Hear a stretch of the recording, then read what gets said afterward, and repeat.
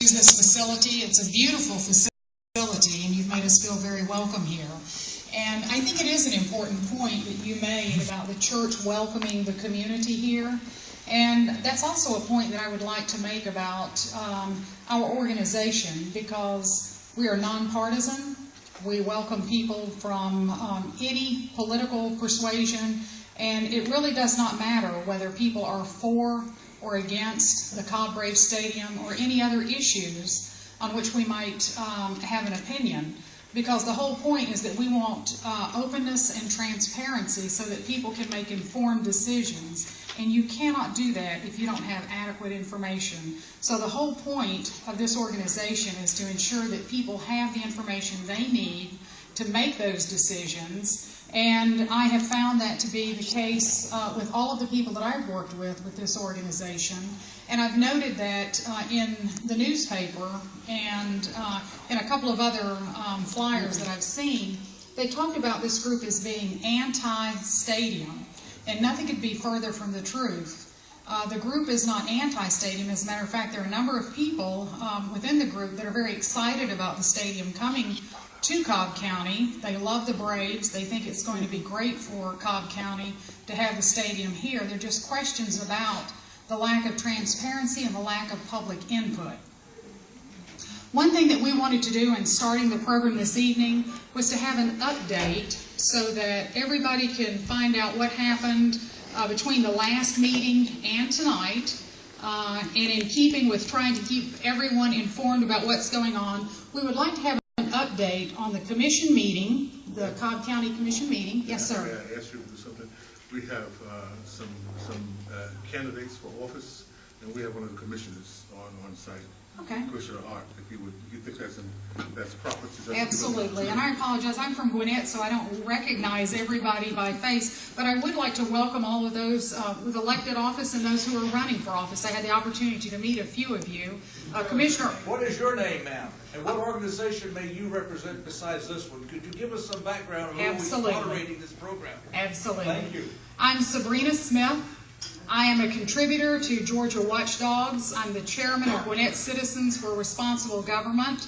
I'm on the board of Common Cause, and I am working with Citizens for Government Transparency here in Cobb County. And I do apologize. I was not supposed to start tonight, so I'm just winging it right now. But if I believe that Commissioner Ott is here. Commissioner Ott, would you stand up, please?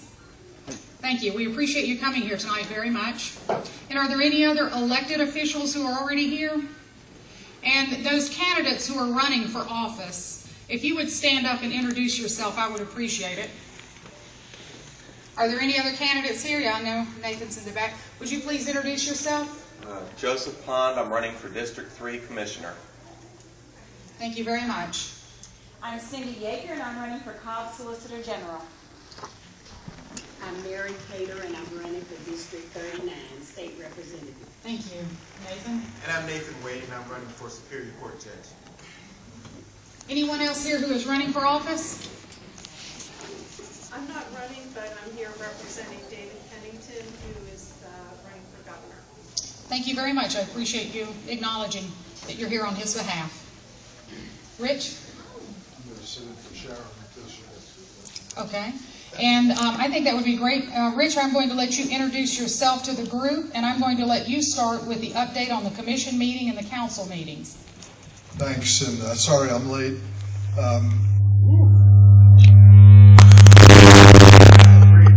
I think I don't need this. I can talk loud.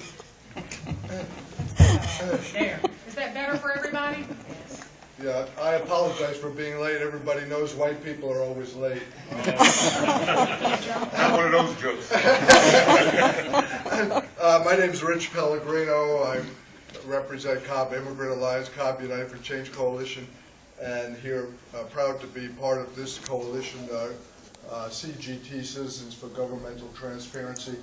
And I want to just give you a brief history. I'm sitting in for Sharon Hill, who will be here shortly. She looks a lot better than I do, I guarantee you.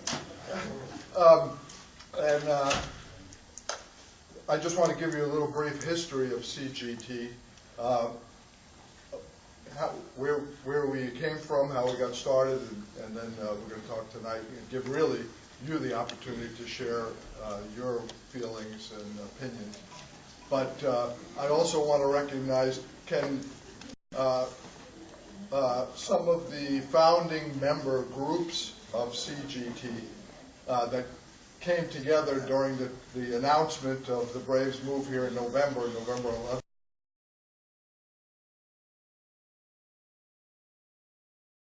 I believe it was. President is what group you represent.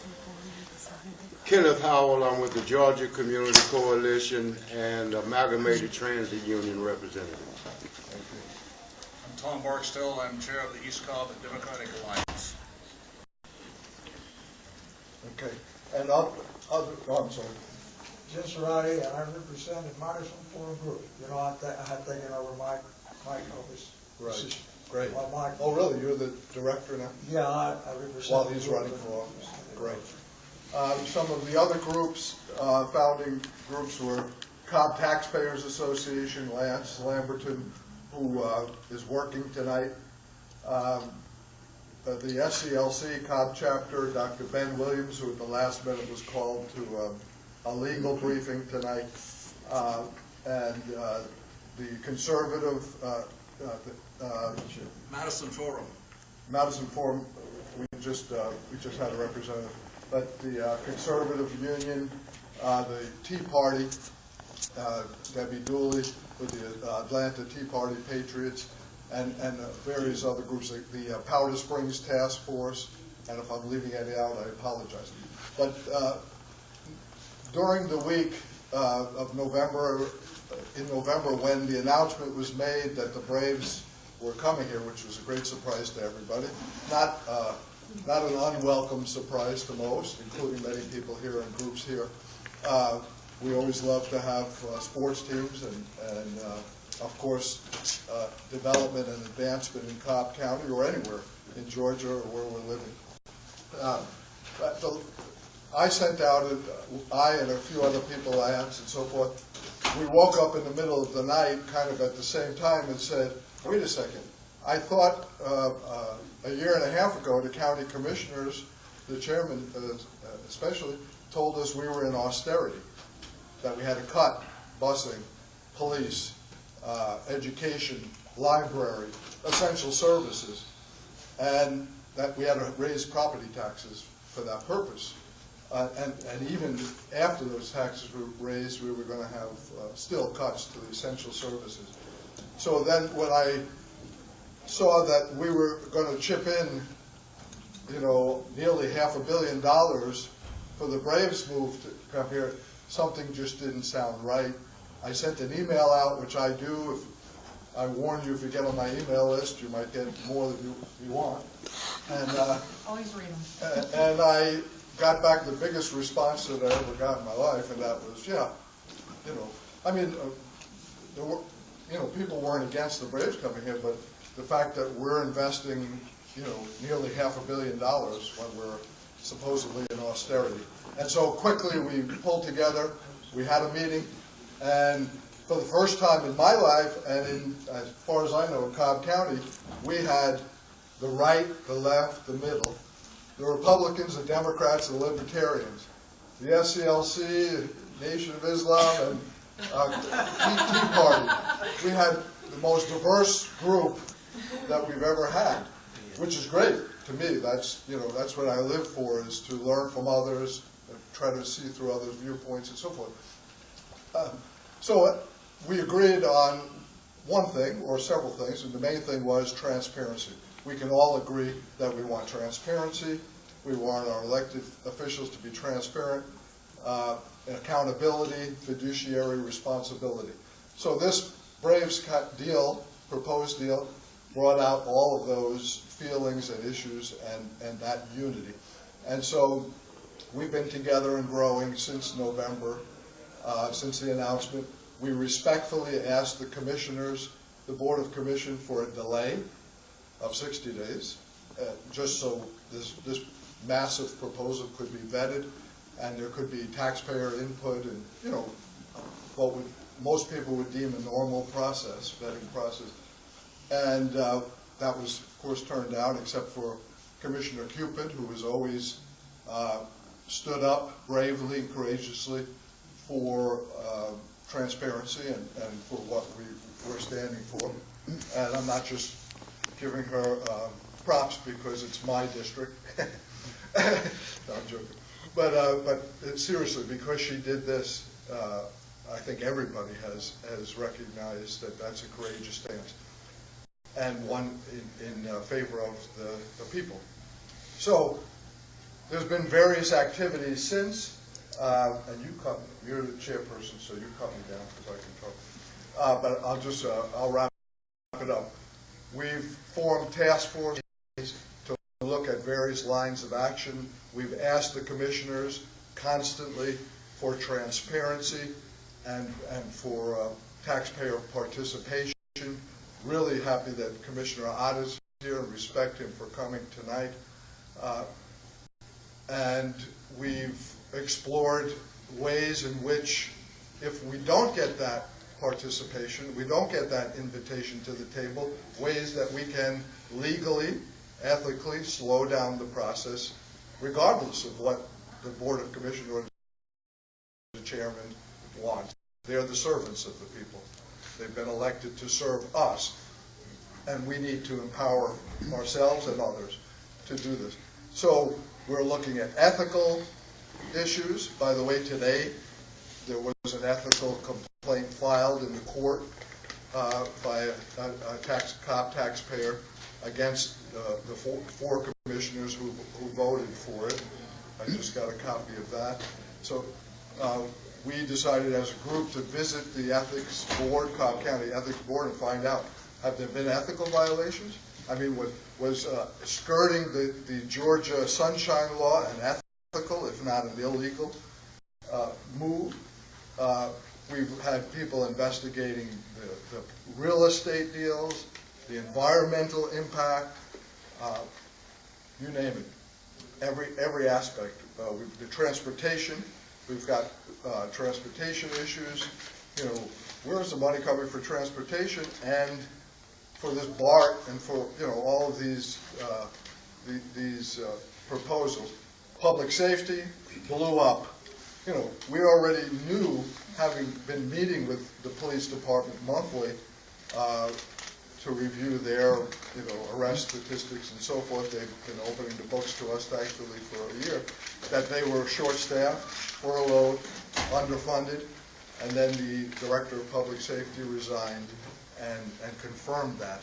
And at the last Board of Commissioners meeting, the room was packed with the police saying, basically, shame on you. You have a 3-year plan for the Braves, but no plan for public safety. No 3-year plan for public safety. So these are some of the developments. It's been going pretty quickly. Tonight, this is our second town hall meeting. What was gratifying to me about the first town hall meeting we had in East Cobb was several people showed up. I see one friend here, and probably others, who said, I don't usually come to these things, or this is the first time I've come out, but I want my marching orders. Enough is control of our county and hold our elected officials accountable. So tonight, we want the same process. We want you to be able to share. This is the people's meeting. It's not our meeting. We will put you to work, and we will ask you to sign up. You don't have to. You don't have to sign in if you don't want to. Yes, I do. Okay. And also, I should say, and I'll close, and I'll let Sharon resume her duty here. Through people coming out, ordinary people like yourself, myself, I have kids. I'm a taxpayer here. I work a job and do this on the side because I love to. But through this, many, many people have been empowered, whether they've joined CGT formally or not. We've seen the school board stand up against tax breaks, unethical tax breaks for developer.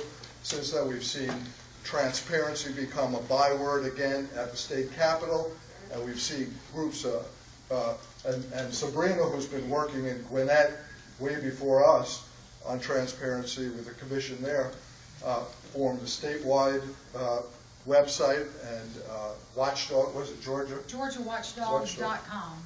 .com. So we're happy to have her as an ally, and Paulding is organizing, and other counties are organizing. So it bodes well for the people to work together. And with that, I'll shut up, and I will take my seat back just as a regular troublemaker in the audience. Welcome, Sharon. Come on up here, Sharon. I'll just say one thing, and then I'm going to turn it over to Sharon, and I appreciate what you had to say. Rich, you gave a wonderful overview of everything that has happened since the last meeting and the reason that all of these people came together. Some of you may be wondering why someone from Gwinnett County is here tonight, and Rich touched on that. One of the reasons why is because what we've been dealing with in Gwinnett County is what you're dealing with here in Cobb, and as he mentioned, what people in Paulding County, DeKalb County, Douglas County, Cherokee County, Union County, it's all over the state of Georgia. And GeorgiaWatchdogs.com is a website that empowers people to be able to file open records requests to learn more about what's going on in their government. And I love what this group is doing, because I wish there had been an organization like this when we first started in Gwinnett County with some of the issues that we had there. They might not have reached the extent that they had. They might not have gotten as far out of hand had we had more people who were engaged. So I wanted to be a part of this. I admire you greatly for doing it. There are a lot of other organizations that are willing to help you, and they're watching what you're doing here in Cobb because they want to do what you're doing. There are some statewide organizations and national organizations like Common Cause. They're very interested in helping you because their interest is in transparency and in open government. There are a lot of other organizations that want to step in and help you, as you can see from all the number of organizations together to work on this particular issue. So I encourage all of you to take a role and to get involved in this. And I'm not kidding when I'm saying you should not leave here tonight unless you have some marching orders and unless you want to accomplish something, because you'd be amazed at what you're going to be able to do in a small group of people and the impact that you can have. So thank you very much, and Sharon Hill, I'm going to turn it over to you. And good evening, everyone, and welcome. Good evening. How is everyone this evening? Let's get this party started. Well, we are in church. We are in church. No, we are going to, this is the Citizens Voice Party. That's what time it is. Noting that this is the 50th anniversary of the Civil Rights Act.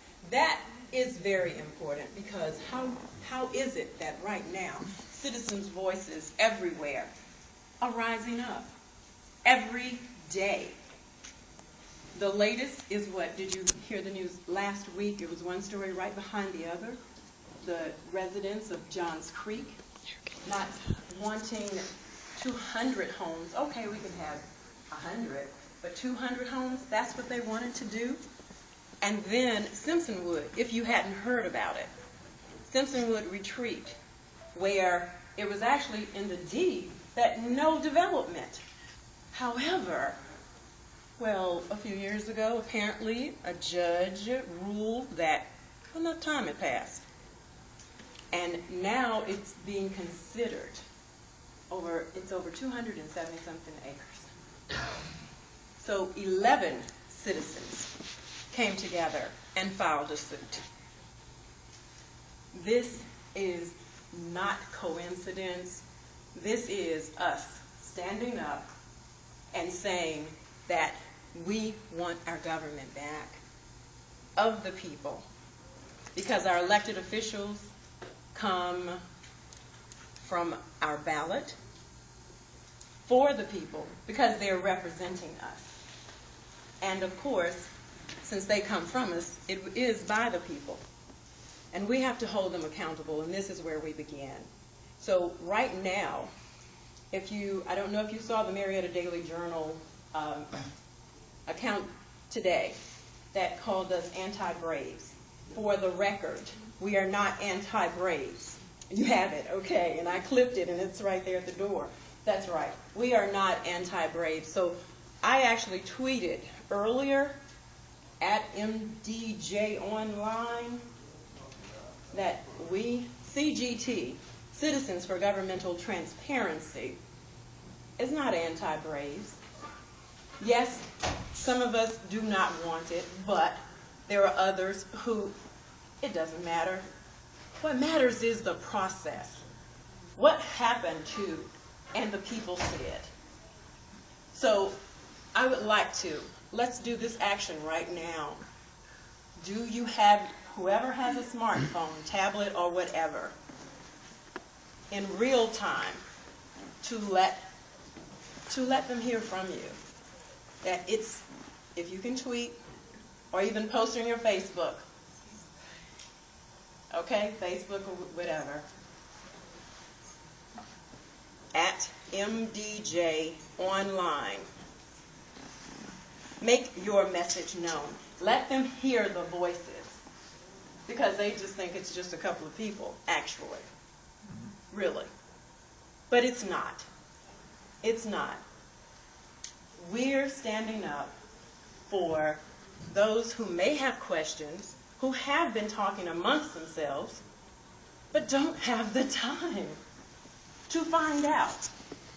And so, if it is to be, it's up to you and me, all of us. We have to get this done and then take it to them.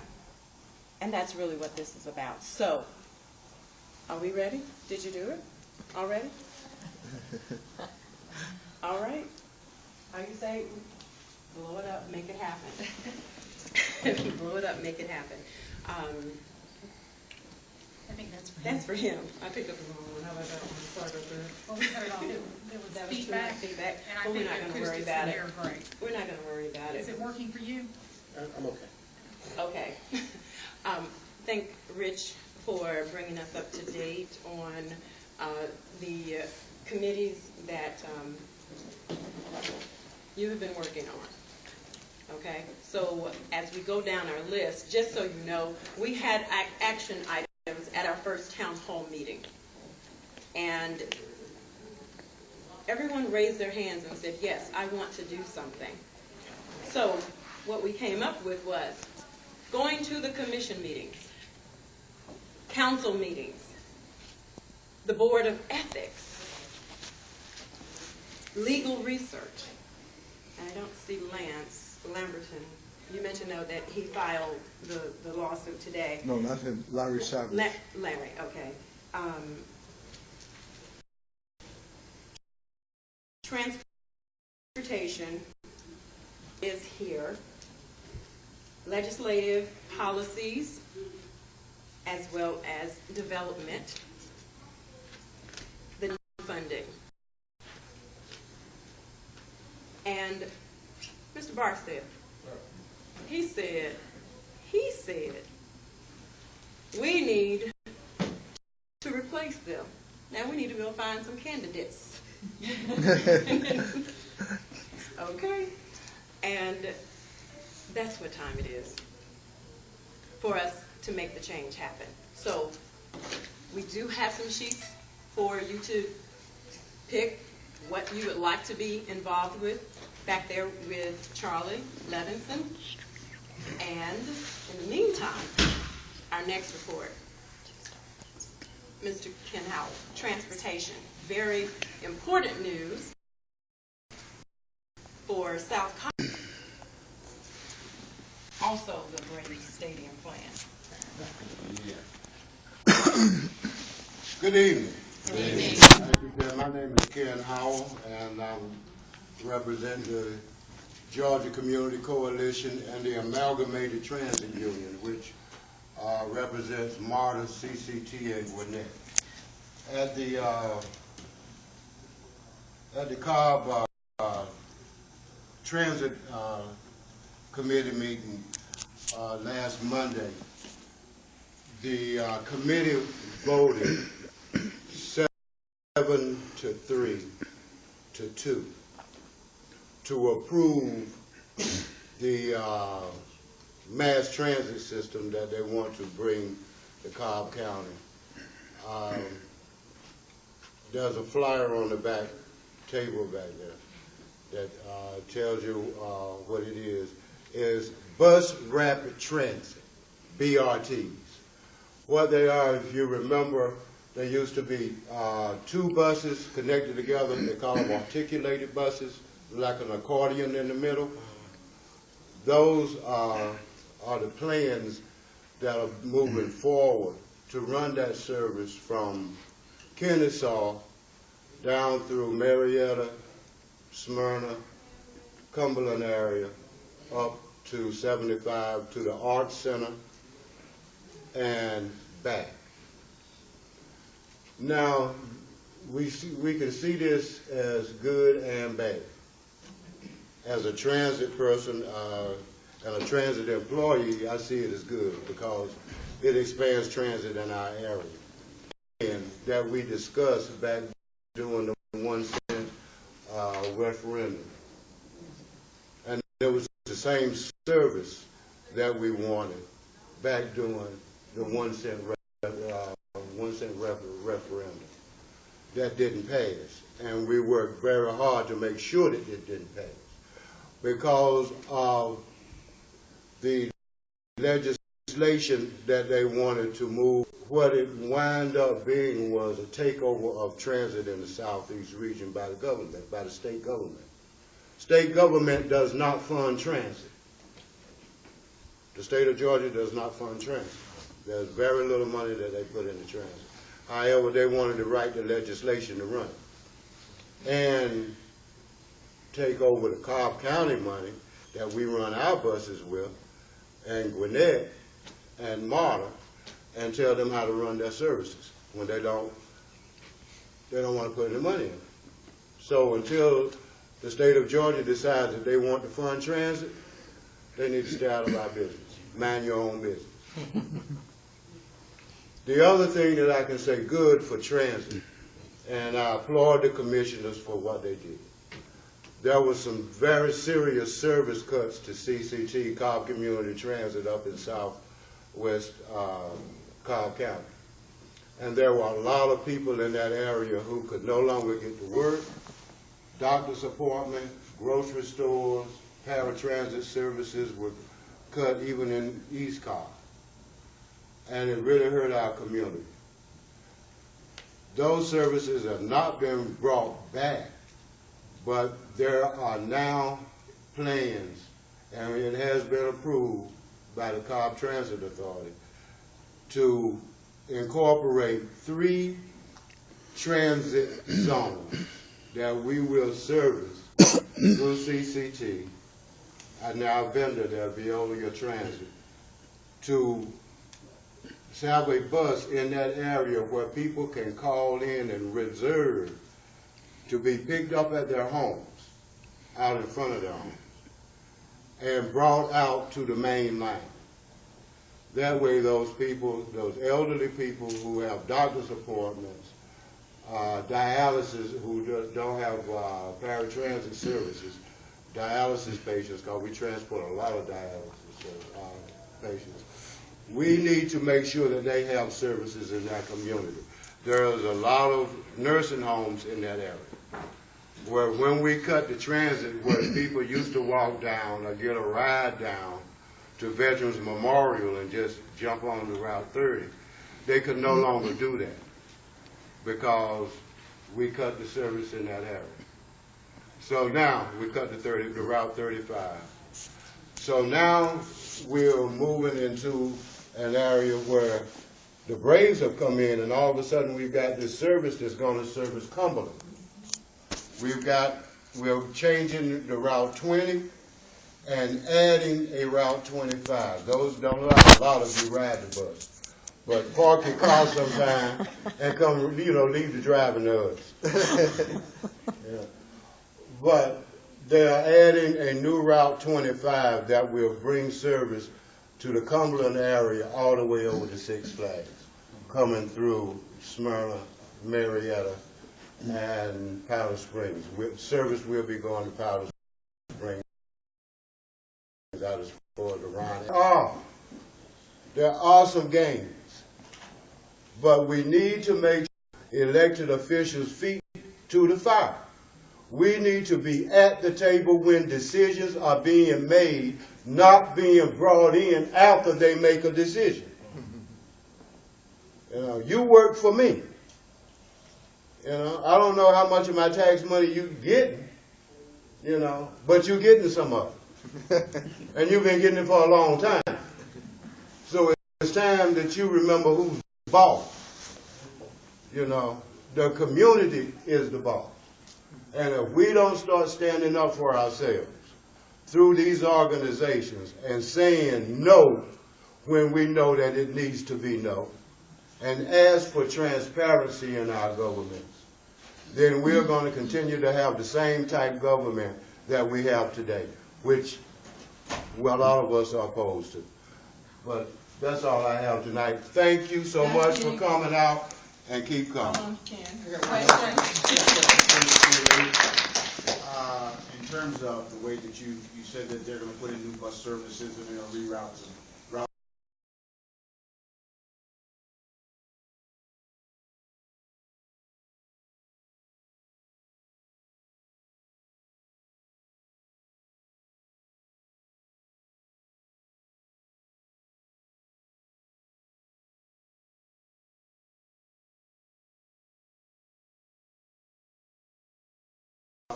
That services is being provided by the Cobb County senior buses. 65 ran in East Cobb.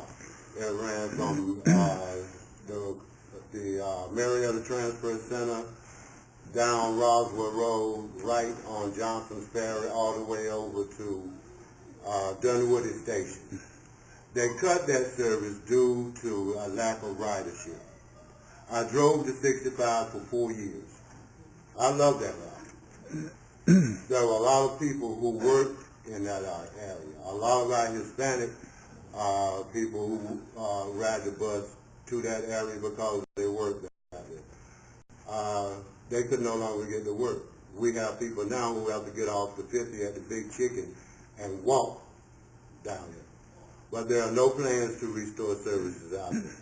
But it's one step at a time with the Georgia Community Coalition. Our next step when it comes to transit would be if the zone transit works in South Cobb, which we have every reason to believe it will. It's going to be highly promoted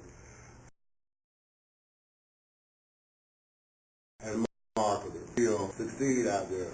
Then we can ask for that service in East Cobb. As far as the funding is concerned, I'm not very sure about all of the funding. Mr. Otter, are you familiar with that, sir? Yes. That was actually one of the questions that I asked. Initial funding for the buses and everything is coming from existing federal grants. But in the interest of the discussions I had with some of you all about trying to establish the flex route, it is a concern I have about the long-term funding of the service, because fare box revenue never covers the cost of the transit. But in the discussions with Commissioner Cupid, it's not going to cover the whole expense. There probably will be some of the expense that has to come out of the future county budget. And as for Route 65, that cannot, sustain itself. So I do not see that coming back. Can I continue with that conversation? If, I think I heard Mr. Tillman, that for, let's say, for a year or 2 years, there will be funding that will come out of the budget. After that, you have on the outline plans, you don't have any idea as to where it's going to come. Is that correct? No, when I asked the question, I asked the same question you asked. Yeah. Director Costa. There is money in the budget right now to start it up. Okay. The future budget, according to what she told me, okay, the initial funding cost is about $1.6 million. I think for Route 25, and I forget the amount for the Route 35. Over time, it drops down to about $600,000 for all 3 routes. That is what she told me. As you're expressing your concern, that was my concern also, because I do not believe that it's accounted for beyond the next couple of years. And that's my point. Yes. And I agree with you. We're third year now. You told me about marijuana year 2. And it's $1.5 million or $2 million or $3 million, I don't care. All right, but the first number is. Well, my concern is what happens when we get to year 2 and year 3 and so forth. Whether if you tell me that the fare boxes, which is like right, yeah, the fare boxes, why the revenue pay for right. it. Who's going to pay for it? Well, and you raise a valid point, which is the one I asked. The first 3 years, the federal funding is $4.3 million. So it's going to cover the first 3 years of funding for that service. After then we're gonna have to go back to the drawing board. And well, before then, hopefully, we can't wait till the, the end of it. But after then, we can move on. The funding will be there. We spend so much money on stuff that we don't need, and we find that money. We can find the money for training. Yes, sir. Let me ask you a question. Tell me how this works. You told me that they're getting ready to put some bus routes out there to pick people up that they took away. Okay? How does that work? It's 3 zones. No. Let me ask the question another way. If I already had something, you took it away from me, and then you gave it back to me, you didn't give me anything. So what I'm simply saying is the commissioner or whoever cut the bus routes out there, right, to begin with, okay, whoever cut the commissioners or whatever the authority we have out here that allows that to happen ought to be just choked. Because you just took something away from me. That's not mathematically correct. Yes, sir. And I understand how you could feel that way. But nobody gives anybody anything. You took something away from me. You have to work for it. We spent 3 years working to restore that service out there. They didn't give it to us.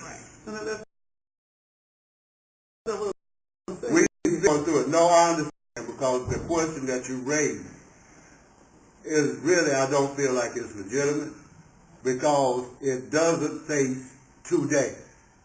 We have people who need to get to work today. Let me say and if I can work today to provide that service and to have the Cobb County Commission do what they did to provide that service out there, then I'm happy to have that service, and I'm not ready to fight yesterday's war again. What I'm just only suggesting is this. I'm suggesting that whoever commissioners are don't have the word plan in their vocabulary. If they knew how to plan, this never would have occurred. No, I can answer. And there's other people that have been waiting. There's plenty of hands that have been waiting for. Yes, sir. Commissioner Hodges, you talked about $600,000 after the first 3 years. Is that for each one of those routes to sustain them, or for the 3 of them? No, my understanding, the answer I got to my question was for the 3 of them. And to the other gentleman's question, you're partially right, partially. No, I ain't partially right. I'm right. No, I'm not partially right. I am right. I am correct. We have to be respectable. It's called flex route. Is what number one? There's a 3rd route that was added that is new. The flex route is what I don't remember who mentioned it. The expanding the service to try to reach more people. That's what's different about the route, is the fact that it's flex route and the addition of Route 25. Route 25, as approved by the commission, did not exist in the past. You are correct that Route 35 and Route 30 are brought back, but Route 25 is... Route 35. Right, Route 35. 35 and the 70. Right. But the 70 is not being is what's different about what was there before. And I think, you explained that before. Yes. It's $600,000 to sustain them on top of what you're going to get from the fair box revenue. Yes. Good evening. I'm Monica Delancey. I'm from our Governmental Task Force. And I would like to say that we just was notified that Commissioner Cooper will hold a flex bus route meeting on March 31st at the South Cobb Recreation Center. So for those who have some questions or concerns, mark your calendar for March 31st at 7 p.m. at the South Cobb Recreation Center. Thank you. There are going to be several of those in each of the 3 zones. Any other questions? Was anybody before me? No? Back to BRT. Oh, yeah. Okay. Bus rapid. I have the same question this gentleman had about, I think at the last meeting, somebody talked about funny numbers in terms of funding that. and that was one of the problems with the SPLOST, is that, you know, the funds that were allowed for that or for the light rail or whatever it was would maybe fund 1 mile of it. What's the situation with the BRT? Where's the money coming from for all this? I can give you cost, Rich, but I cannot give you the funding. The cost is, we're looking at $13.2 million a mile to put it in. It has to run straight down the middle of Cobb County, of Cobb Parkway, because those type of buses cannot run on the sides because of the businesses, the intersections, and so forth. So the last estimate that I saw, the research that I did, was $13.2 million a mile. The infrastructure is going to have to be changed. There's going to have to be some lane changes at intersections for the left-hand turns, because left-hand turns will be a no. So that, you know, there's a lot that goes to implementing that type of service. How many miles? I think it's 25. I think that's 26 miles times 13 plus million per mile. Could Commissioner Ott answer the question as far as the source of funds? He's talking about the construction. All right, let me clarify first. I am not in favor of the BRT. I've been in favor of it from day one. For a lot of the reasons that were mentioned over here, we have not gotten the brief on BRT, but basically it started out at 1-point-something billion, and then we were in paper that it is down around 400 million. I think a lot of you know that my real job is I'm a pilot with Delta. Okay, Delta does not start service between two cities in the hope of getting people to fly between those cities, and BRT is just that. The route that you're talking about going between KSU and Cumberland, most of the businesses on that road are auto dealers. There is not a lot of traffic. Okay, it is a public works project looking for a place to spend money. So I just, you know, I'm not in favor of it now. I'm supposed to have a meeting with the chairman next week. I believe either at this work session or next month, the commissioners are going to get briefed on the Northwest Corridor study. Commissioner, I do have to thank you, because I know a lot of times when elected officials show up at town hall meetings, whether they're for or against an issue, if they're there, they get to answer all of the questions, and we'll probably continue to call on you. But we appreciate it, because a lot of elected officials won't take the time to go up the heat. But thank you very much for being here and for answering our questions. I have a question. I'm Mary Taylor. I'm running for the 39th district, and I began here, and Thomas was asking a question, which I want to kind of sort of revisit. And I know J.C. Reynolds, former J.C. Reynolds, some of us worked on the first, when Rachel and brought transit into Cobb County. We were here, Deanne, Thomas, and many others. Why did they cut the service to South Cobb County? We busted our behinds out there working to get it there. That's what he was at, I think. That's not what he was asking, but I'll answer your question. The reason we... Why did they cut it? Okay, because I know I was with Rachel on that first committee out there. In the newspaper many times. Why did they cut it to the lower entry who ride buses? And now you want to bring it back. Why? Why did you cut it? The reason I didn't cut it. I didn't cut it. I'm union. I don't cut it. But the reason that those routes were cut, because they couldn't sustain themselves. The ridership was not at a level to where you could pay for the buses. The 35 was good in the AM and the PM, where it came out of Rossdale, because it took people to home station, and 3 hours to get there? Or 4? So really the answer to the question is that it was based upon ridership. It's based upon the ridership. The same reason they cut to 65, because of ridership. The routes compete against each other. and if the route, the 70 was also cut. So when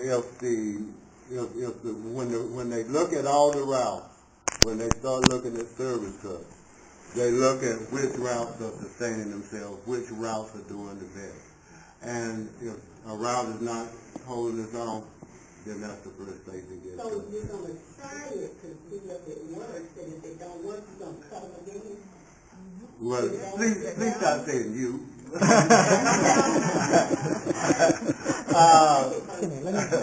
No, we don't plan to allow that to happen. We fought to get this service updated and reinstated through the Georgia Community Coalition. And yeah, come on, Mike. One more comment on transportation and move to another topic. Okay. I was a part of Georgia Community Coalition, and see what they're asking are the same questions we asked. That's why they bring the routes back. It's because we ask the same questions you guys are asking, and they bring the routes back because of that. So we're actually a part of you guys that we understood that those routes need to be brought back. So we went to the transportation system and we told them that we needed those routes back, and they're giving them back to us now. So that was kind of, I was tending to understand that he's a part of you, and he's representing you. Same questions you asked, he went back to Faith and told them that we needed our routes back. But we and can't this is keep what doing they're offering us right now. But we can't keep doing the same thing the same way all the time. There's got to be a change in this. This is not going to work. Understand, and those are the questions that we have to bring to them, because we understand what you're saying, and we want to hear that, but we have to take it to them and get the answers from them. But we want it somewhere to start from. We wanted to get the routes back right now. And the community is the one who determines if the routes stay. Because if you don't ride the bus, they will be cut. We have to ride the buses. Well, I just want to say something briefly because other people, the reason why they cut it is plain and simple, because they could. Right. Because we weren't here. That's the reason. That's the reason That's why. what I was alluding Okay? to. The reason why the Braves have come here and we're investing $500 million when we don't have money for public safety, our pensions are not funded, is because they thought they could, but they can't anymore. That's why we're here. But let me just clarify something with you in terms of what you said. That I said that we miscommunicated with one another because we were on the same page. I was simply asking you, maybe my communication skills are eroded. Maybe I don't know what, maybe you and I are not communicating correctly. What I'm simply saying to you is, in my personal opinion, I don't think people who are on the Cobb County Commission know the word planning. They don't know what that means. So as a result, they just take things from one to the other, okay? Instead of saying, let's plan this thing, and let's plan this thing over some intervals.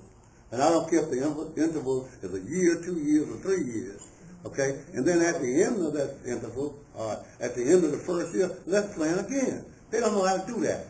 And you can't make me believe that, because I've been living out here since 1976, and I've been saying this since 1976, and it's still occurring. All right, I understand that, but we have to clarify, we have to clear our communications, because if we've been saying the same thing over and over, then we have not been learning from what we were saying. So we are going to have to start working towards making communications much better, being at the table when decisions are being made, rather than being brought in after a decision. I agree. If there is no transparency, you can't be brought in ahead of time because you're not even aware of it. And I think that even this issue right here exemplifies why we're all here tonight. We need to know it in advance, and I think actually the two of you agree. It's just you're very frustrated as a result of what has happened. And again, instead of asking certain people why this occurred, we need to all have a voice and have a say-so and be more involved in what's going on in advance, so that these things that we don't want to happen don't continue to happen. And there are a couple of questions we're going to take on transportation. These people have been very patient waiting to ask their questions, and then we're going to move to another topic. My question is kind of, it will blend transit and cars. Cobb County roads are congested, very congested, when we're going to work and when we're coming home. I live kind of South Cobb, Windy Hill area, and I work in Midtown. I've tried all sorts of different routes. There are different ways I can go. I'm learning my back roads and learning how to best get to 75. And there is no best. It all depends. I would love, like you said, if I can go and get the bus. There's a bus that goes down Windy Hill right at the end of my road. First I have to get across Windy Hill to get to that bus stop, which is 5 lanes where I am. So I can go up and over the crosswalk and down and get it. But once I get on that bus, it's going to take me twice as long as if I drive my car to Midtown. But I'm wondering if, as part of this, the Braves are coming, we can make changes, that we can make changes not only to maybe 1 or 2 bus routes that might be helpful, but to the overall system of the roads, the interchanges, the making things more feasible. I mean, like you said, from Kennesaw to Cumberland, you know, could also go around Barrett Parkway, East-West Connector. There could be more ridership going that way instead of just going straight down 41. You know, I would ride the bus. I used to ride the bus and the train when I lived in Decatur. I thought it was great. I got all sorts of reading done. I did a lot of people watching. I did a lot of interacting with other people. I did great exercise running the escalators and the stairs in the bus. I would rather take public transportation, but I would rather see public transportation work. And we've got some intersections and some, I mean, one of the things that I would think would be great, that maybe, I don't know if the commission can help work with the state on this, but if the Braves Stadium is going in where it's going in, doing 285, getting off the ramp, going up 41, that little dog leg, and over to Spring,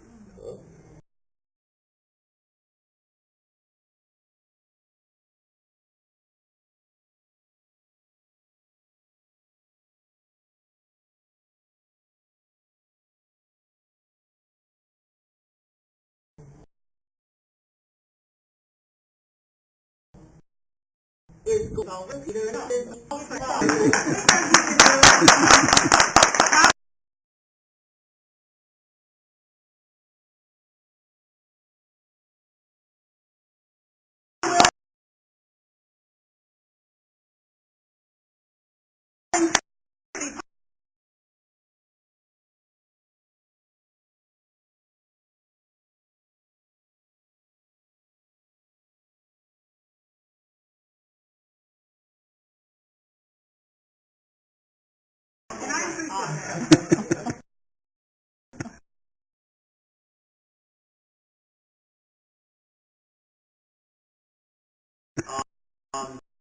All right. Over the next 2 days, there's about $600 million worth of road projects.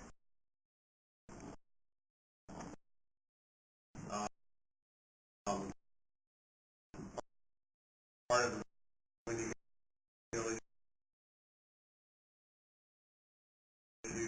there's the roads coming out, and other stuff aligned with the traffic light.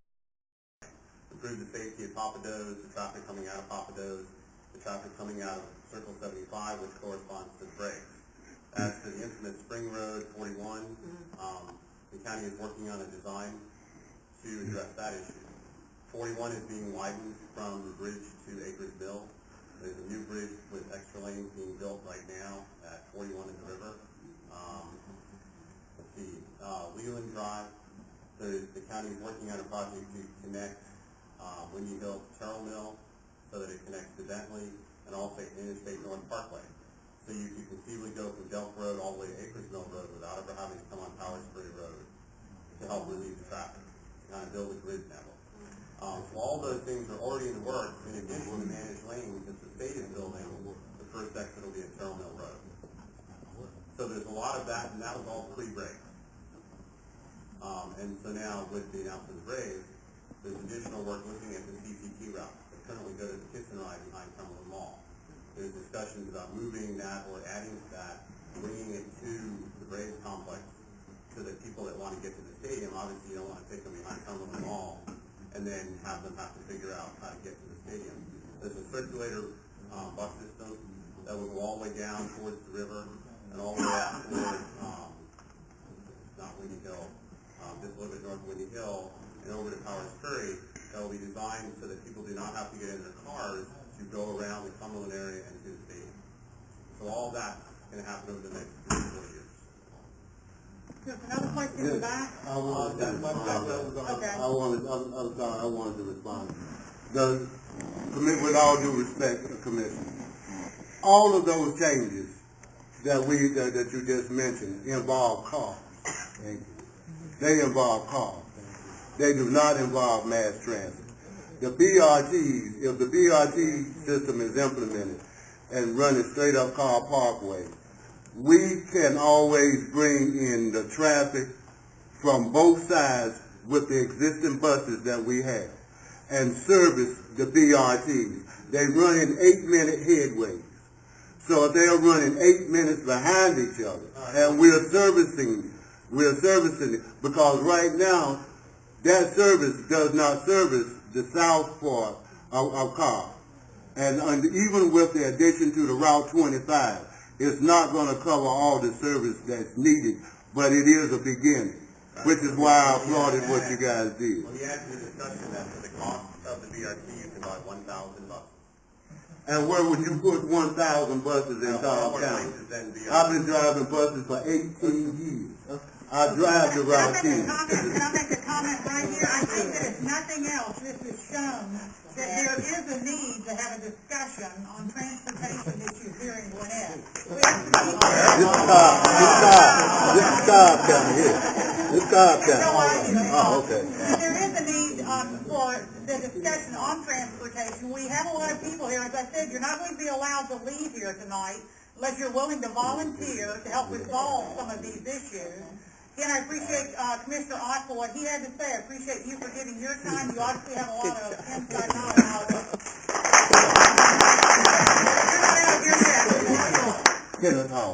Thank you.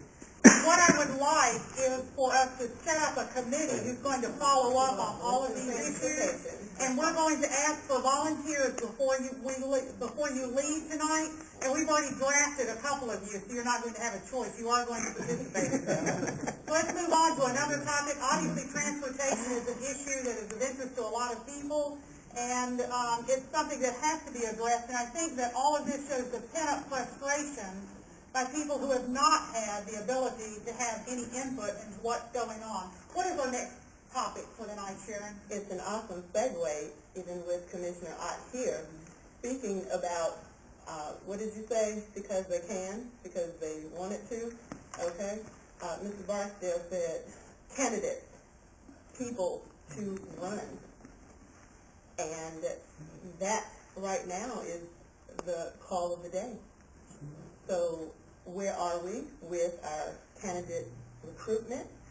And Charlie Levinson is on the committee. Is on the committee as well. I am for the candidate forum. Who's on the committee? No, we have not. That was part of the plea. Of course. There was a lot of discussion at the last meeting, a lot of expressions of dissatisfaction with government, sort of, a general unrest. And the point I was making is, if you want to take things, people, to the point of doing something, you can't just sit here and express your dissatisfaction with the people who are there. Right. If you really want to take that on, you have to have candidates, and I put that plea out again. Remember, the other side of that, too, there has to be money. Candidates and money. If people in this room want to change your political situation, you have to stand up and run, you have to find people to run, and you have to be willing to contribute money and solicit other people to contribute money. That's what politics is all about. There are, I think, people who are considering running for election in this year in the county commission race. But I will let those people obviously speak for themselves when they are ready to let that be known. So I don't, yes, there is movement and consideration. What is your name again, Charlie? Charlie Levinson. I stood for mayor last year. Actually, Charlie, you're on the committee for the candidates forum, and Ben was not able to be here. Okay. Could you give a report on where we're at, when it's going to be? We'll be at either April 29th or April 30th, depending on where we're at. It's going to be one of two churches here in Marietta. We're still trying to pin down costs and so forth, and that will be the determination. But it's either going to be Tuesday, April 29th, 7 p.m., or Wednesday, April 30th. 7 p.m. Exact location to be announced, but it will be kind of close. We'll be in this general area. Thanks. Let me just add to that. Dr. Williams couldn't be here tonight, and a development that took place recently was that he's asking Commissioner Cupid, maybe Commissioner Ott can help with this, if we can use the chamber for a candidate forum. This way it could be televised, transparent, and so forth. I know Dr. Williams is asking Commissioner Cupid to find out about that. That would obviously make it much broader. And this is a forum just for commissioner candidates. Thank you, Rich. And one thing too, and some of the candidates, if you would like to make a comment, then I'll get your question. For those people who are interested in new candidates for office and supporting those candidates, if you don't have a $10,000 check you can write, I know a lot of times candidates will look for volunteers who can do door knocking or are willing to go out and spend their time getting their message out. That's a very effective way to do it. Any of the candidates care to comment about how people can help with their campaigns? I'd love to. Again, I'm Joseph Pond. I am running for commissioner of District 3. And you are 100% correct. It's finding the money. It's shaking the trees to run a campaign. Not just a good campaign, but any campaign. Right, Bob? Yes, Bob. And I'll use this opportunity privately or to publicly stump for my campaign on March 29th. I will be having a fundraiser at the Rib Ranch Barbecue from 5 to 7. You can get information from my website, Facebook, etc. But yes, you have to find a candidate. Now, I'm sure everyone here is aware that qualifying is passed. You can't go out now and find any candidate.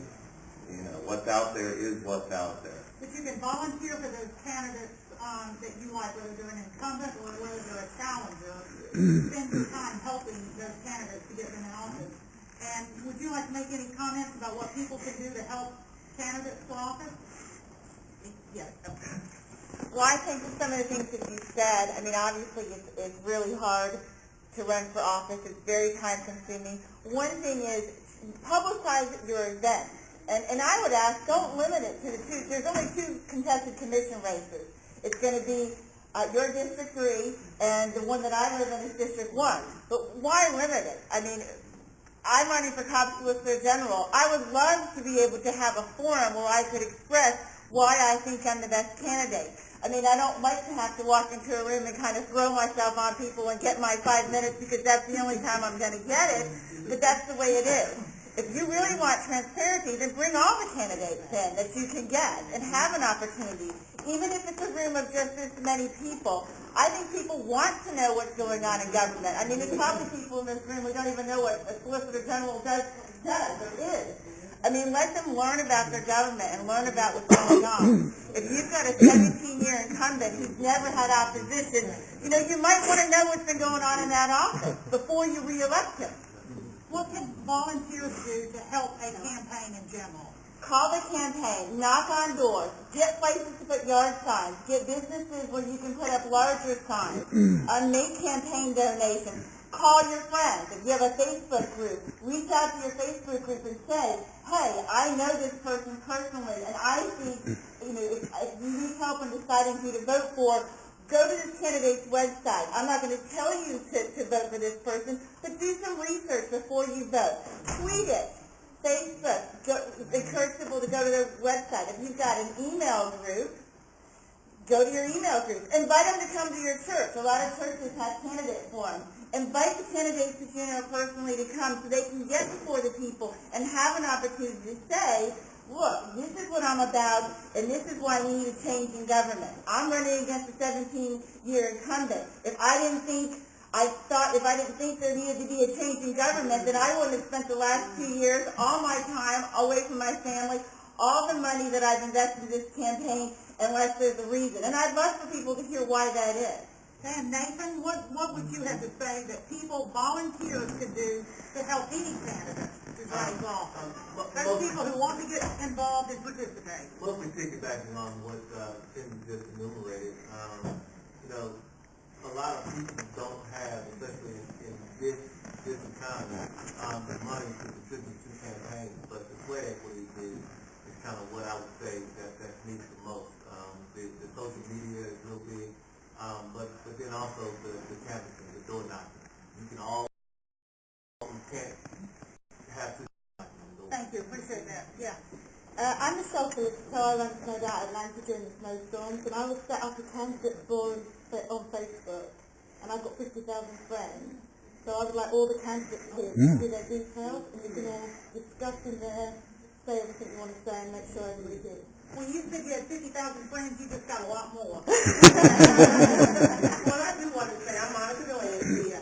Thank you for the opportunity for us to share. I am running for state representative District 39, but I actually came here to see about how we're going to get some jobs for my constituents in my area. So hopefully you can share about that so we can maybe be more prepared to get some of the jobs that the race is going to offer.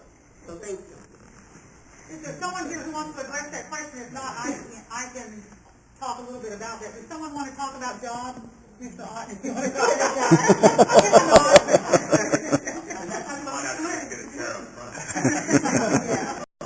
Actually, and the whole transportation discussion earlier, the Commissioner Cupid approached me and talked to me about the flex route. That is about jobs. You asked, yes, it was taken away. There were a lot of cuts that shouldn't have been made when they were made, the way they were made. But the whole intent of those 3 routes and creating them the way that the Commission did was about jobs. It was trying to provide the folks in South Cal the opportunity for the potential jobs that are going to be up around the stadium.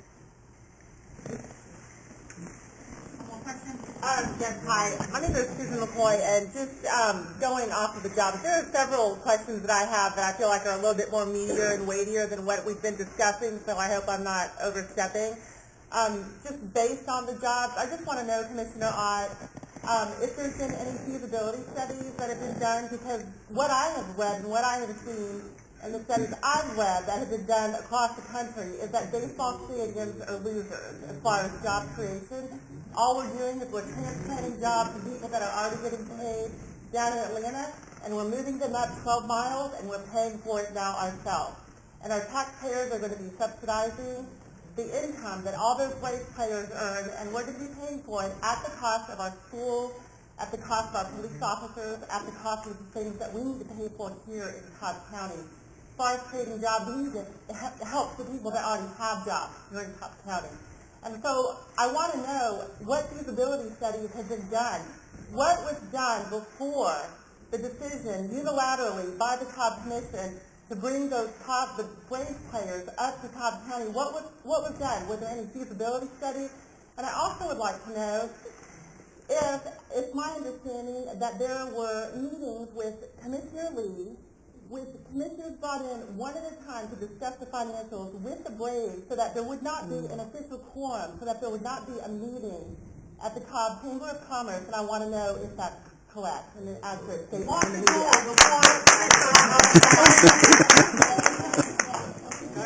right, good job. I did not say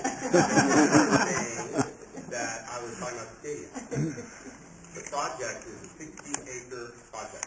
The Braves are going to be purchasing 82 acres. I don't disagree with you about the stadium. I found out the same research that you did. Okay? Then why is Yes, sir, you're absolutely right. There are plenty of studies, as Susan mentioned, that do not support a stadium producing jobs. There is an additional 45 acres of $480 million mixed-use project that's being built next door at the same time. There is lots of data currently going on in District 2 right now about mixed-use development and the other things that are going to be part of that do produce jobs. We were approached as a commission by the folks in South Cobb, and you heard some of them speak today, about trying to make the opportunity for the people in South Cobb to have access to those jobs. There is lots of evidence, like I said, that the mixed-use development and the other things that are being built around that, there will be jobs produced. As the other meeting, I didn't participate in that. That was meetings that were with the other commissioners. I can't speak about that. I wasn't at those. I found out about the Braves on November 4th at a meeting that the chairman brought me with the Braves. So I can't talk about your other question. I don't know. Commissioner, was there enough time for you to make an educated decision between November 4th and November 11th? Cobb Commission has taken over a year to discuss backyard chicken. Cobb Commission had 2 hearings scheduled to discuss backyard chicken. From November 4th to November 11th, I'm sorry, sir, but that was not enough time to commit our county for the next 30 years, the county where I want to raise my family. And I want to have my children grow up in a county that is good to them, and they have a good quality of life, and they have good schools and good education and good parks. And I want to have public safety, and I want to make sure those officers are paid so that they stay here, and other counties don't put billboards up on our county so that they can cherry pick those officers that we pay to train. I apologize. I think everybody here agrees. No, let me answer one part of the question, okay? One thing that everybody is forgetting, and Gary and I had this conversation this afternoon for almost an hour. From day one of the Braves being announced, the chairman had 3 votes. And that was not one of mine. I never announced the entire time what my position was. Commissioner Cupid and I asked for a delay. He didn't say anything about that. There were not 3 votes for the delay. Okay? I never stated a position until I voted. What I did, and as I explained to Gary, I represented the people that I was elected to represent. I protected their interests. I got a cap on the capital maintenance fund. There were 3,000 privately owned homes that were going to be taxed unfairly. That was removed. BRT reference in the MOU was removed because it was clouding the picture as to what was looking at the stadium. The chairman agreed to independent negotiator, so the other agreements would have to be negotiated as part of the MOU. There were 3 votes from day one. It was going to pass. And it is very important for people to understand that. When you have a majority publicly stated, the difficulties for Commissioner Cupid and myself were very large.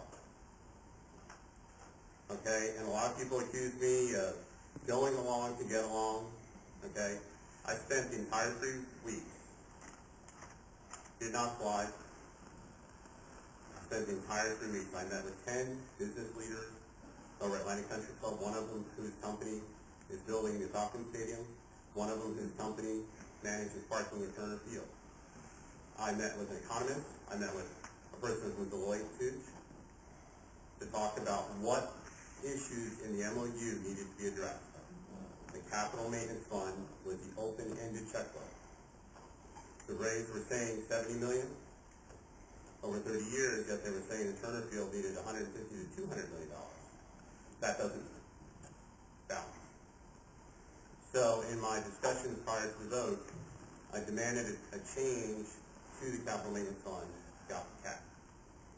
Okay, so now the county's liability on the capital maintenance fund is fixed. Is it the best deal we could have gotten? I don't know. There were 3 votes. What I do know is that during the 3 weeks, I spent the majority of my time, and my wife will tell you, one day I got up and I was going to vote yes, one day I got up and I was going to vote no. I spent 3 weeks, and as she talked about with the campaign, 3 weeks away from my family, away from my children, away from my job, trying trying to represent the people in this room to come up with the best deal that I could. Now, there may be parts of it that you don't like, but I spent the time trying to represent people. Let me ask you a question. Hold on. We want it to. Gary wants to say.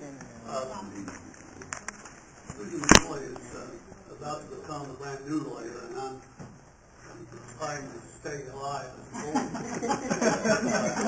But I think the thing that's sort of missing in our conversation here, to be obvious to all of us, he's here to listen to us. Right. And what's past is past. Now, we were talking about jobs, and whether or not we're going to get any jobs with this or with the multi-use thing. I've got something everybody here can do tonight and tomorrow and the next week after that. Write this down. I've got some news on transparency in the Cobb County government. Go to portal, P-O-R-T-A-L Cobb County GA, all run together, .gov. When you get there, you'll find the search box, and you key into that box, open records. The next thing you will be presented with is a page of names and addresses and email addresses. So if you want to ask about jobs for the Braves, you see who you send it to, and you send an open letter, an open records request. It's something we as citizens all can do. And if tomorrow morning there are 500 open records requests there, then somebody's going to hear about it. You're warming my heart when you say that. And Gary, if I can ask you to send me that information, I will post it on GeorgiaWatchdogs.com. And on the GeorgiaWatchdogs.com website, it shows you how to file open records requests. There's a template on there. So if you'll send me that information, we'll incorporate it into the GeorgiaWatchdogs.com website so that all of you will have that along with the instructions that Gary's talking about, so that you can use it directly from that website, and we'll make sure that you know how to use it. And as far as your comment, Susan, I'll get to you in just a moment, but as far as your comment, Susan, I agree with you, and that's the reason that I'm here tonight. I understand your frustration because I'm right where you are with a similar issue. I'm a little bit more heated than you are. You don't know me. And I'm on suing. But, we'll have to get together. Yeah, okay, I think my attorney's already talked to you. But I understand her frustration because she's talking about a 3-week period to make a decision like this, and she's correct.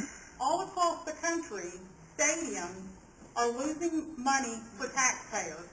And when it came in here, it's like a lot of similar economic development projects in the state of Georgia. They talk about jobs because that's what everybody wants.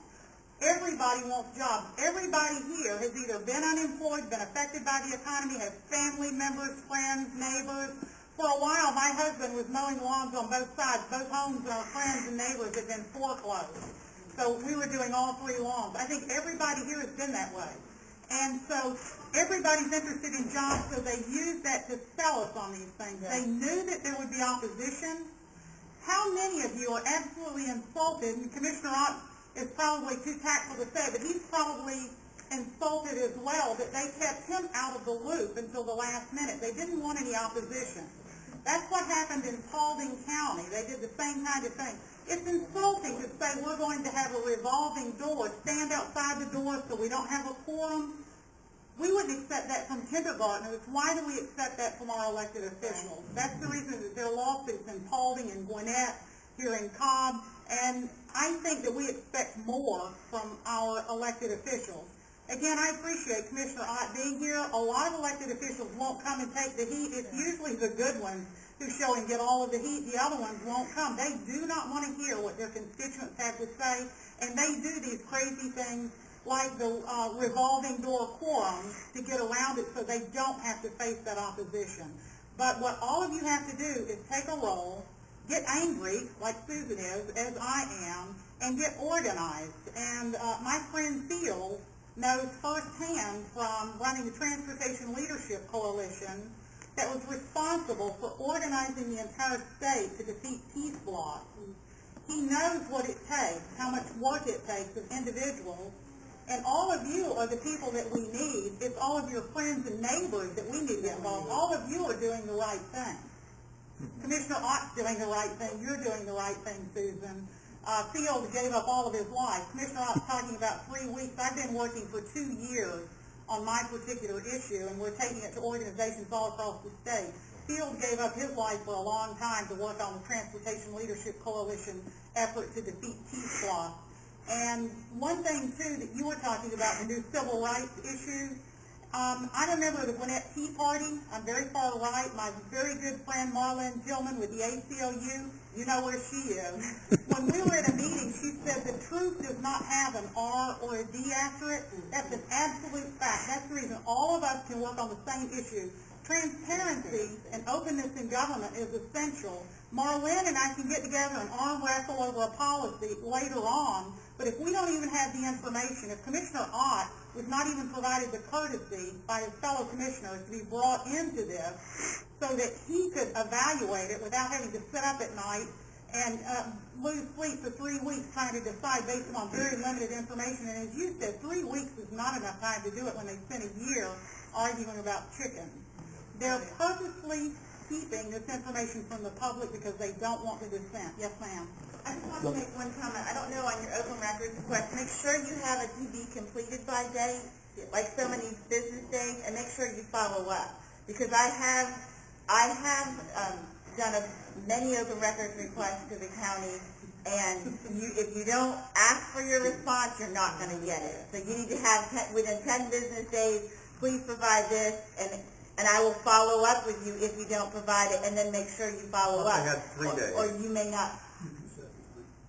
Well, they do You have can set the time, but you need to have a time, or else they may just ignore it. And they may just ignore it anyway.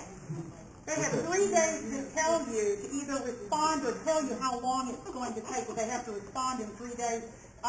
For instance, one time I filed an open records request for 10,000 pages of documents, and this was when it was still 25 cents a page. I really wanted those documents, but they let me know within the 3-day period how long it was going to take them to gather that, and that's acceptable. Okay, we have. Yes, ma'am. Yes, sir. I'm sorry. I had a story that was relevant, and I hope to get us all to Bob roast for a little while. Well, I think Bob's enjoying it. Moved here in '69 and discovered Rottenwood Creek, which was then very beautiful. Marvelous rock formations, potholes, you thought you were in the mountains. I went to the city to see if I could get them to wiggle the sewer line so they wouldn't dynamite it to smithereens. Commissioner Barrett let me speak for about 15 seconds before he realized what I was up to and said, Mr. Burke, we're not going to change our plans to save the tree, sit down. I was running things in those days as well. But I was unemployed, persisted, went to all sorts of county meetings and such, found out that Fulton County was going to do a sewer line across the Palisades down on the river and dynamite those cliffs to smithereens. Got a pro bono lawyer, went to the commission meeting, made a presentation, spoke to Mayor Massell, got that changed. They put their sewage under the river into Cobb County. Ernest didn't want to do an EIS. This was 1970, new thing. I got another attorney and went down to Federal Water Quality Administration offices, regional office, and back the administrator down, got rid of the face. They did the first EIS, and the county put that line in the front. Well, I think the point that you're making. Yeah, I'll give you about 30 more seconds. Then found the feds were interested in a national park, but it wasn't going to happen if everything was gone before they could do it. Right. Got another attorney, drafted legislation that's now called MRPA, short for it. It restricted land use along the riverbanks. Took us 3 years to get it through the legislature. What worked? We formed the Georgia League of Conservation Voters. We went and got one of the candidates in the Republican primary in this particular sensitive district to agree to make us a major part of the campaign. We had the Dartmouth High School Ecology Club stuffing mailboxes. As amateurs, we beat the guy in the primary. The next year our bill passed, and when it did, the senator we helped elect stood up and said to Lester Maddox, who was presiding, Mr. President, the man who held this seat last year voted against this bill, and he's no longer here. I wish to cast a resounding yay. And with that, all the senators laughed. So you need to get in there and participate in the game. Well, that's very true, and I think the people here, those who participate, we all need to go out and recruit our friends, neighbors, and family members because we need more people who are willing to do it. And I believe Sharon stepped out. Phil, before we close tonight, and this will be off the cuff because I didn't tell Phil that I was going to ask him to do this, but could you stand up and speak just a few words about getting organized and why it's important for the people who came tonight to get involved and to actually take an active role, not just to show up at meetings? Well, thank you, Sabrina. My name is Phil Cersey. I work with TrafficTruth.net, Transportation Leadership Coalition. And this is off the cuff, so I don't know. You do a great job off the cuff. I will tell you. First, tell us the proper terminology of our elected, like you did last time. Elected representatives, not elected officials. Okay. They represent us. That's why we have a Republican form of government. We have elected representatives that represent the people. Thanks for reminding me about that, Rick. I will tell a story about citizen involvement up in Habersham County. I think this might be a good example to share with them. During the T-Splosh debate, we had a gentleman came to us, and he happened to be involved in this local government. He would go down to the county commission meetings, and the meeting he went to, he heard they were going to initiate some property maintenance codes. So he wanted to go find out what it was all about. Well, he was at the meeting. There was like 5 people there, and he got a copy of the code, started reading through it. It says, look, this says here that we're going to limit development on rural land. You can only have you have to have 30 acres minimum to build a single family home. And you can imagine a lot of people may have bought property up in North Georgia in this county, and maybe bought 10 acres, 20 acres, thinking, well, I'm going to build a house here to retire someday. Well, this property maintenance code prevented that from happening. Then we had to have a minimum of 30 acres. So what happened after that, he went and told some of his friends about it. The next county commission meeting, there were 150 people there. He didn't even have to speak because the citizens were so upset about what they were trying to do that the commissioners, voted it down 5-0. So it's just an example of being involved as citizens being engaged in the process. That's why we have self-government. That we, the people, are the sovereigns. It's up to us to hold our representatives accountable to the office that we elect them to. So hopefully that's what you were looking for me to say. I appreciate it, Phil, very much. And a good point that he made, that this gentleman saw that there was a problem, got 150 of his friends to show up, and as he said, he didn't even have to speak because there was such a mass of people there all speaking on his behalf. The commissioners got the point. Another example of that, also in North Georgia in a county, there was a commissioner where only one woman would always show up for the county commission meetings. She was always there for every meeting, always there by herself. That county commissioner was so used to being the only one there and no one challenging him, when he realized she was the only one there, he thought that he would have fun that evening, turned the camera around instead of him being videotaped. He decided to videotape her, call the employees in, the county employees in, to make fun of her, call her names I cannot even say in a church, because she filed open records.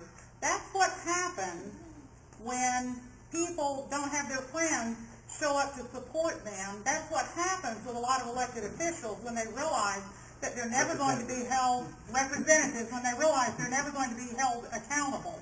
And that's one reason why I appreciate, again, someone like Commissioner Ott who will stand up, take the heat, the candidates for office who come in here who are willing to listen to what people have to say. Those are the kind of candidates and those are the kind of people who are running for office that we need, and we want to ensure that we don't reach the point to where an elected official, and this particular gentleman was president of the Association of County Commissioners of Georgia. He represented all of the county commissioners in the state of Georgia.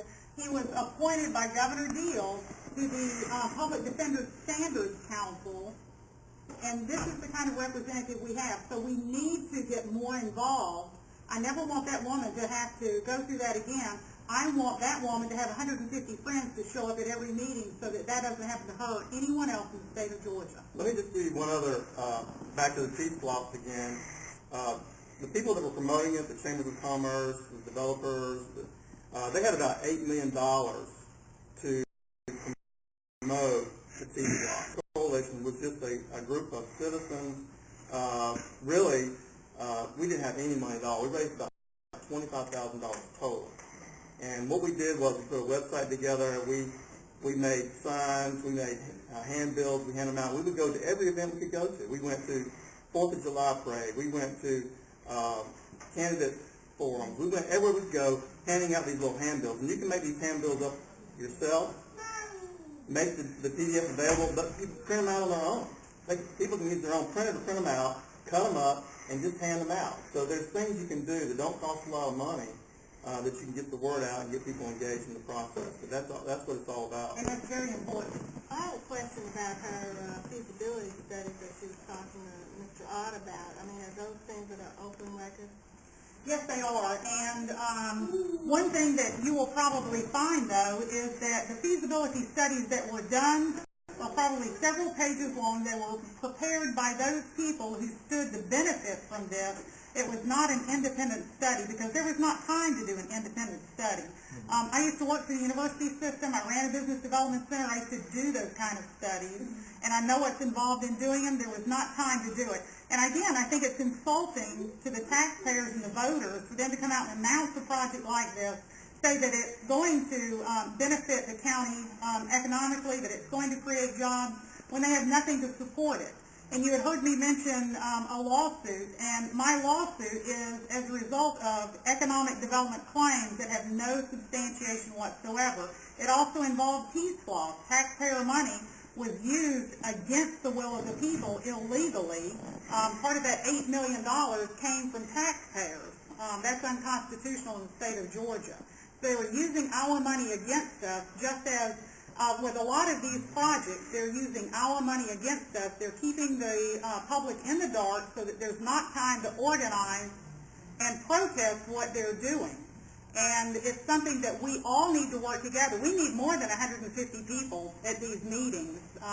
We all have a circle of friends, a circle of influence. We need to be dragging them, kicking and screaming to all of these meetings.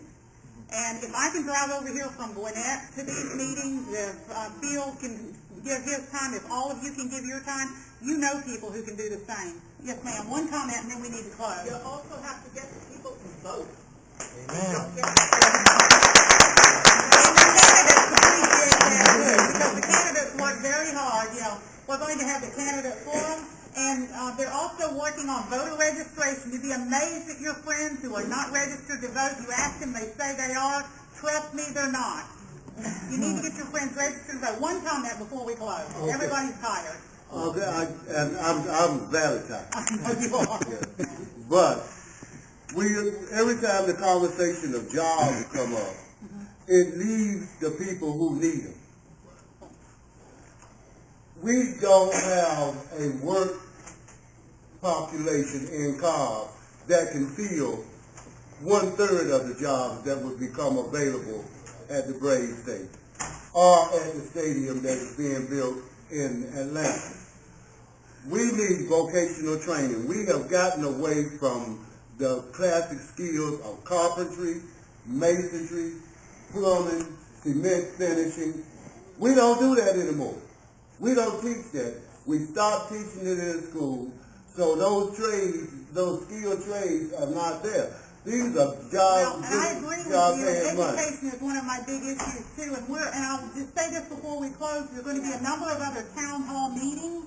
Common Cause is going to be sponsoring them. We're going to be working with all of these organizations together to talk about these issues. And Susan, one other thing that you and I will talk about when we talk afterwards, that I want all of you to know, California's GDP, their state economy, is 5 times as big as Georgia. You know, California, 5 times bigger than Georgia.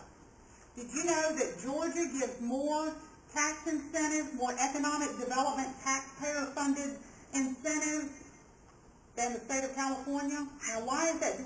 Are we creating more jobs? When you go back to your feasibility study, do you know how much we're paying per job? All the candidates running for office right now are talking about jobs. We're going to create jobs. They say they're going to create. No, you don't. And as far as training education, our statewide graduation rate, 72%. That's an absolute disgrace.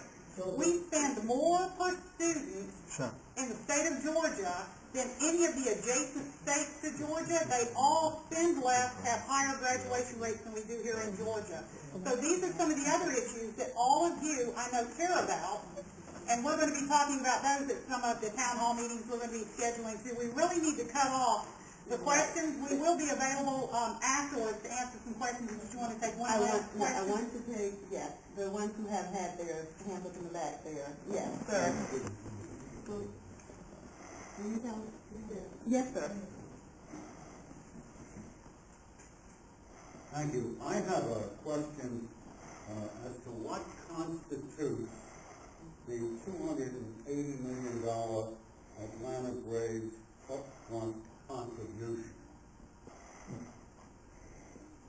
Is that the land that they purchased and the infrastructure that they'll build around it for their own?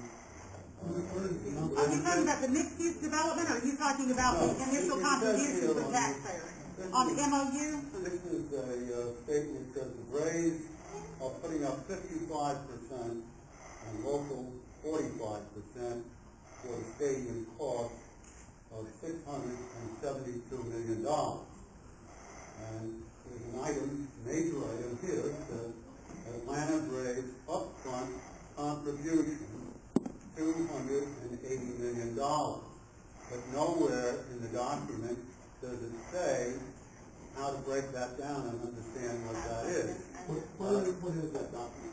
The document Do you have an answer to that question? is from the Atlanta Journal-Constitution, I think. And it's Braves, actually it's got a Braves It was the public release after the announcement. You have an answer to that question? Years ago, Cobb County passed a Parks and Recreation bond issue that generated about $8 million a year for 5 years, total $40 million. Bond issue is going to move out pretty soon. And to my surprise, our county commissioners are going to take that $5 million a year bond issue from $8 million a year, 8 million times 5 is 40. We're going to take that $8 million bond issue, supposed to be for 5 years, supposed to be for Parks and Recreation, are now going to extend it to 30 years. That is going to pay for it. Was that bond issue for Parks and Recreation on the ballot? Aren't you glad you walked back in? I was just about to end this if you walked back in. On the ballot? You can end it. I think you might have the answer to that.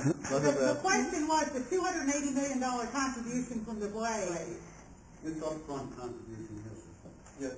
You know what that constituted by?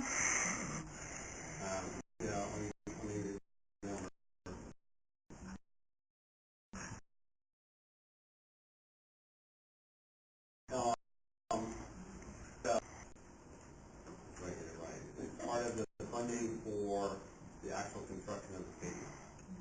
Okay, so that's their capital contribution? Yes. Okay. And because if I remember right, what they told us is they're floating a bond for that. Okay. And that is their contribution to the construction of the stadium. So the Braves are going to float a bond, a commercial bond in the market? That is what they told us. Okay. And so in that $280 million, I presume the $60 million for the land is included? I don't know. Well, I think that's an important question because it could be, it covers a lot. Well, and I agree with you. I think there's so many questions because I think even Commissioner Ott does not have answers to all of the questions that he would like to have. We're going to be posting some information as we get it on the GeorgiaWatchdogs.com website. So continue to look back at that. There's also a newsletter you can subscribe to, the Georgia Watchdogs website, that will let you know not only about your Cobb issues here, but issues in other counties, other areas of the state, because they're wrestling with a lot of the same issues you are, and you'll find that maybe if they come with a solution, you can offer those solutions here. Likewise, if you see a problem they're having there that you don't have here yet, make sure you get out and fight it to make sure it doesn't come to your area. So be sure and go to the GeorgiaWatchdogs.com website. We'll put the information you need on there. Sharon? As well.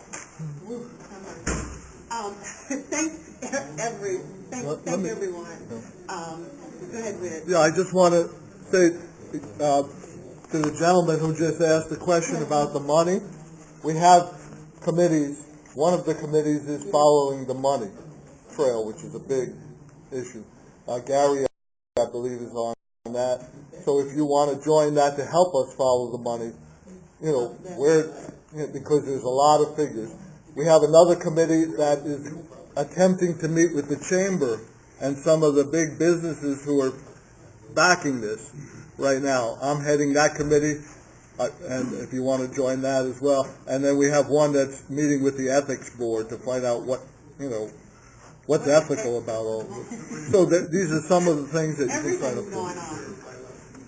I just wanted to say that's okay. So part of our housekeeping is that make sure that you have left us your phone number and email address so that we will communicate with you on what you're interested in. Rich will be sending it out, and from those of us that have updates, we have updates. You would not believe the emails that come from people that find things about not just the Braves, but other transparency issues and other legal issues, like what just happened in Atlanta with the Braves Stadium, the Falcon Stadium, I'm sorry, where they went to the city council because it was supposed to be abandonment of Martin Luther King Drive, and the next day you couldn't turn on to Martin Luther King Drive. So it's everywhere, and we have to be everywhere. So excuse us, you guys. Thank you so very much. Well, actually, I would like to thank everyone for being here tonight. Sharon worked very hard on putting all of this together. Were there any more candidates that... Excuse me. Would you respect the speaker? We've run late tonight. We appreciate it very much. Thank you for coming. Make sure we've got your email address again. The GeorgiaWatchdog.com website is free, no advertising. It's a public service for you to use, and it's just to increase transparency in the state of Georgia. Okay. So, Sharon, thank you very much for having you, and all of you for coming. Make sure next time you come to a town hall meeting, you bring 10 of your very best friends with you. Let's do this. Remember that Commissioner Ott was here. So, again, for another